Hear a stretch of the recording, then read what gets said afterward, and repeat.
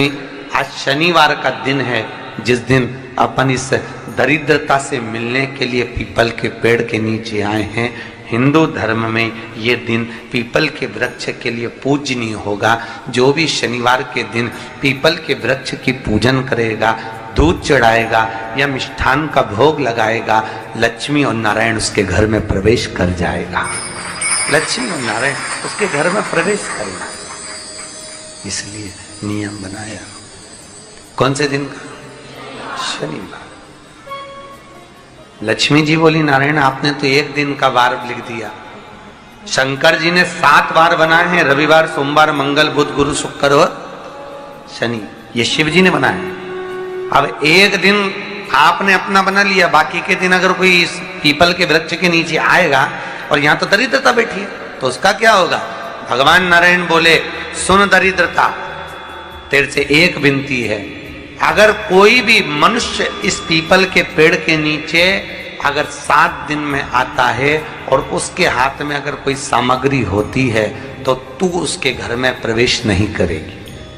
नियम में पीपल के वृक्ष का या तो पानी का लोटा लेकर जाओ, कुंकू का चोपड़ा लेकर जाओ, शक्कर लेकर जाओ, या पेड़ के नीचे चींटी को डालने के लिए आटा ले जाओ, पर खाली हाथ पीपल के वृक्ष के नीचे कभी मत जाओ, कभी नहीं जाओ।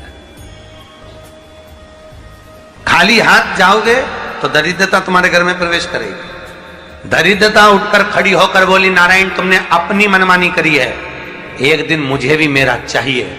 भगवान ने कहा, बोल कौन सा दिन चाहिए?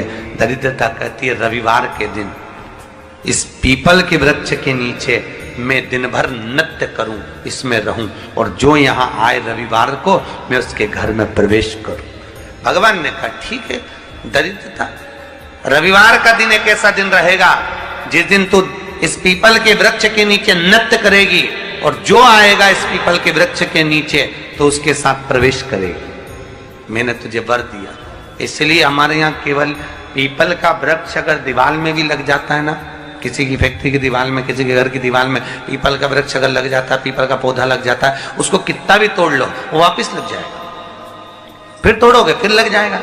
अगर पीपल के पौधे को तोड़ना है तो केवल रविवार का दिन एक नींबू, एक मिर्ची और बमूल का कांटा, ये 3 चीजें रखने के बाद में आधे घंटे बाद रविवार के दिन पीपल के पेड़ को उखाड़ कर फेंक दो। दूसरी बार कभी पीपल दीवार में लगता ही नहीं, कभी नहीं लग सकता। केवल एक रविवार का, केवल एक संडे, इतवार का। घर में दीवानों पर अगर पीपल लग भी गया है, इसलिए पीपल के वृक्ष को उखाड़ने का, अगर घर में पीपल लगा हुआ है या पीपल का पौधा हमारे घर में लग गया, उसको उतारना, निकालना, लगाना, तो पीपल के वृक्ष को अगर निकाला जाता है तो रविवार के दिन, और अगर पीपल के वृक्ष को कहीं लगाया जाता है तो सोमवार के दिन या मंगलवार के दिन, बुधवार के दिन, इन दिनों में लगा सकते पीपल के वृक्ष कहीं लगाना।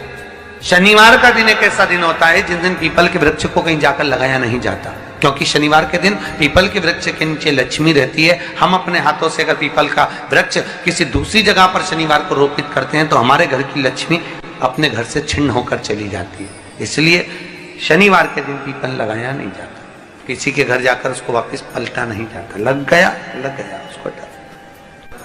प्रभु मेरी धर्म पत्नी को कहाँ रखूं आप बताओ? वो तो जहां यज्ञ होता है, अनुष्ठान होता है, दान होता है, पुण्य होता है, सत्कर्म होता है, वहां जाने को तैयार नहीं। अब करूं क्या? भगवान ने बोला, एक काम करो। दुर्वासा जी बोले, जिसके यहां रात्रि में बर्तन झूठे पड़े रहते हो उसके घर में इस दरिद्रता को लेकर तुम प्रवेश कर जाना। जिसके यहां रात्रि में बर्तन झूठे पड़े हो वहां लेकर प्रवेश कर जाओ। दूसरी जगह दुर्वासा जी बोले, जो स्त्री घर में दोपहर के समय पर सो रही हो उसके घर में इसको लेकर प्रवेश कर जाइए। जो स्त्री दोपहर के समय में घर पर सो रही हो, इस दरिद्रता को लेकर प्रवेश कर जाइए। तीसरा, जिसके यहां पर दरवाजे पर कांटे वाले पौधे लगे हों उस घर में इस दरिद्रता को लेकर प्रवेश कर जाइए। दरिद्रता, कितनी सुंदर बात कही है। दाता और विधाता कौन कौन? दाता और विधाता, लक्ष्मी और दरिद्रता के सगे भाई हैं। कौन कौन? दाता और विधाता। दाता को फिटकरी प्रिय है, विधाता को नमक प्रिय। ये दोनों हमेशा लक्ष्मी को और दरिद्रता को दोनों को समझाते थे, दोनों में प्रेम बढ़ाते थे। आज भी हिंदू धर्म की रीति है, यहां तो ठीक है, जिसके यहां पर भी अगर थोड़ी सी भी परेशानी होती है, थोड़ा सा क्लेश होता है, अशांति होती है, लक्ष्मी नहीं टिक रही हो, काम नहीं बन रहे हो, बहुत प्रयास करा जा रहा हो और हमारा कार्य नहीं होता, तो क्या करते हैं? फिटकरी और नमक को पानी में डाल देते हैं और घर में पोछा लगा देते हैं। आप लोगों ने आजकल फेसबुक पे भी पढ़ा होगा, व्हाट्सएप पे भी पढ़ा होगा। तो क्यों लिखा उसमें? उसका कारण ही केवल ये है कि दाता और विधाता की प्रियता उसमें। माता ख्याति के जो 4 बच्चे हुए, इसमें जो 2 लड़के हैं, दाता और विधाता, उसकी प्रियता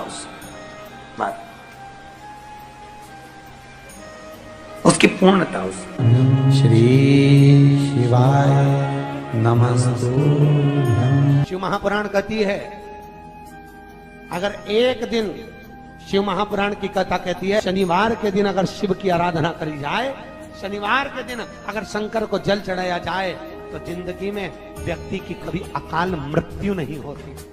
कि बैसाख महीने में पवित्र वृक्ष के जड़ में 1 लोटा जल समर्पित कर देने पर और वहां की जो रज है उसको मस्तक पर चढ़ा लेने पर 84 लाख योनियों से मुक्ति मिल जाती है।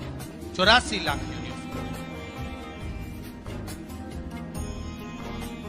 आप में से कितनी माताएं या कितने भाई लोग बैठे हैं जो शंकर जी के मंदिर पर जाते हैं और मंदिर पर जब जाते हैं, वापिस जब लौट कर आते हैं, तो मंदिर की चौखट का स्पर्श कर कर अपने मस्तिष्क पर उस रज को लगाते हैं?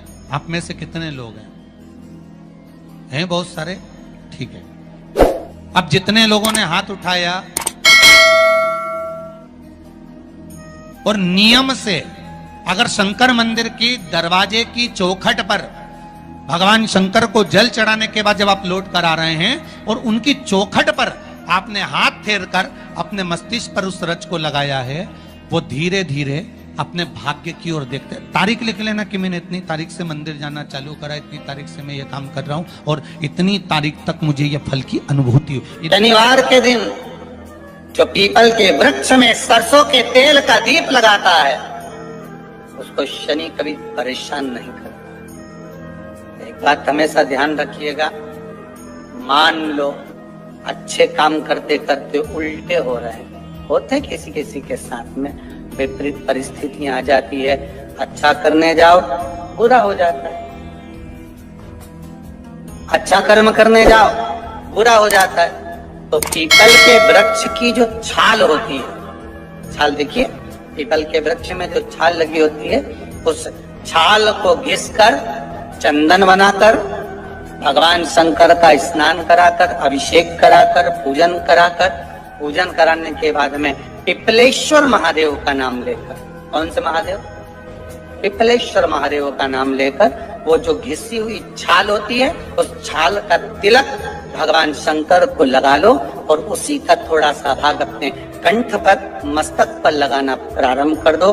धीरे धीरे जो विपरीत दशा है वो सुधरना प्रारंभ हो जाती है। पर नाम याद रखना, पिपलेश्वर। आज शनिवार का दिन है, जिस दिन अपन इस दरिद्रता से मिलने के लिए पीपल के पेड़ के नीचे आए हैं। हिंदू धर्म में ये दिन पीपल के वृक्ष के लिए पूजनीय होगा। जो भी शनिवार के दिन पीपल के वृक्ष की पूजन करेगा, दूध चढ़ाएगा या मिष्ठान का भोग लगाएगा, लक्ष्मी और नारायण उसके घर में प्रवेश कर जाएगा। लक्ष्मी और नारायण उसके घर में प्रवेश करेगा।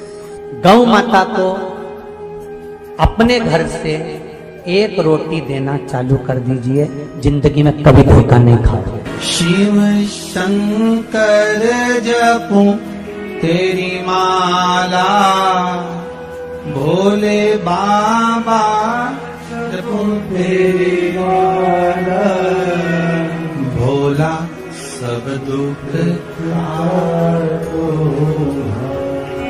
ओ भोला सब दुख काटो। आप उससे निवेदन करेंगे। गरुण घंटी देखी आपने? वो बजाते हो गरुण जी महाराज की घंटी, ये घंटी का नाद कहाँ कहाँ करना चाहिए? गरुण घंटी का नाद किया जाता है सबसे पहले भगवान के सम्मुख में, ठीक है।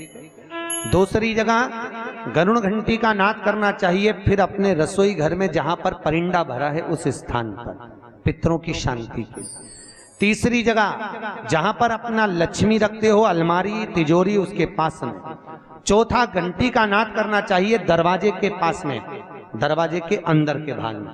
फिर पांचवा गरुण घंटी को घर के बाहर, घर से दरवाजा लांग कर बाहर खड़े होकर घंटी का नाद किया जाता है। कहते हैं जो ये 5 जगह पर घंटी का नाद करता है उसके घर में कभी संपदा की कमी नहीं होती। इतना गरुण घंटी के नाद की महत्वता है। पर दुनिया के लोग इतने आलसी हैं, बस भगवान की आरती करे तब घंटी बजाए, उसके सिवा धर दे होते। उसको मालूम ही नहीं कि घंटी कितनी जगह बजाना चाहिए, घंटी का नाद क्यों करा जाता है।